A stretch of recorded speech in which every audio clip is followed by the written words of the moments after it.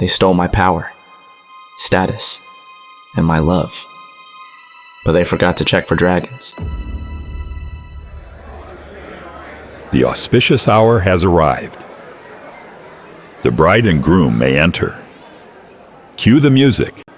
Oh, look at them. They're a match made in heaven. I heard the Martell family spared no expense for this wedding. It's going to be legendary. In Kintyre County, people filled the Martell mansion's courtyard. They seemed to be all in a joyous mood, making it a lively scene. It was the day of Zane Martell's and Freya's wedding.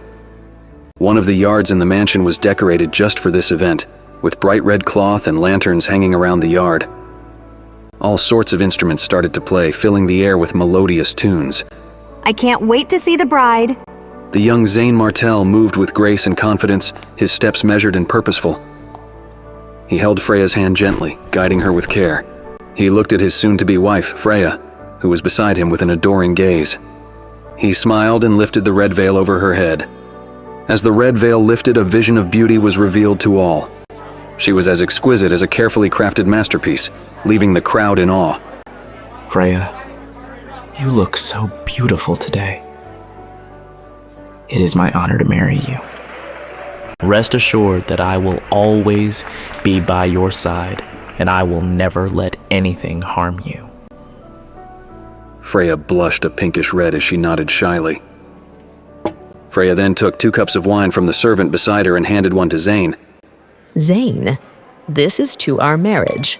From today on, we are inseparable. Zane received the wine and nodded joyously. He raised the cup to his lips, ready to down it in one go. As he drank, the merry faces of the onlookers began to change. Their eyes, once filled with joy, now held a strange tension. Some even bore cruel glints, barely concealed behind forced smiles. Freya held her glass but did not drink it. When she saw that Zane's cup was empty, her face fell. Freya, why aren't you drinking? I know. You want me to feed you, don't you? Just as he thought that she was being mischievous, he felt a sharp pain in his chest. It was as if thousands of sharp blades were stirring in him. Freya, help me. Something's wrong with my body. But Freya remained motionless, watching his suffering with cold eyes. She looked down at Zane as if he were nothing more than an ant beneath her heel, one she could crush at any moment. Freya, why? At that moment, Freya let out a snort. The loving expression on her face disappeared as she spoke in a calm voice. Did you think that I would drink poisonous wine and end up like you? His face fell as he looked at her in disbelief. You poisoned the wine. I have always treated you well. So why did you do this? Do you think a mere middle-grade spirit body like you is worthy of me? Since there's nothing to hide now, I'll be honest. I have long been with your mortal enemy, Bram. Moreover, Prince Jorah of the Yarrow Kingdom is Bram's cousin. It was Bram who asked me to teach you a lesson. He said that he is the only one who could practice the Heavenly Sword technique. And did you think that you stood a chance? In your dreams. I'll take the Heavenly Pill as compensation for my mental and physical loss. A smirk appeared on her face.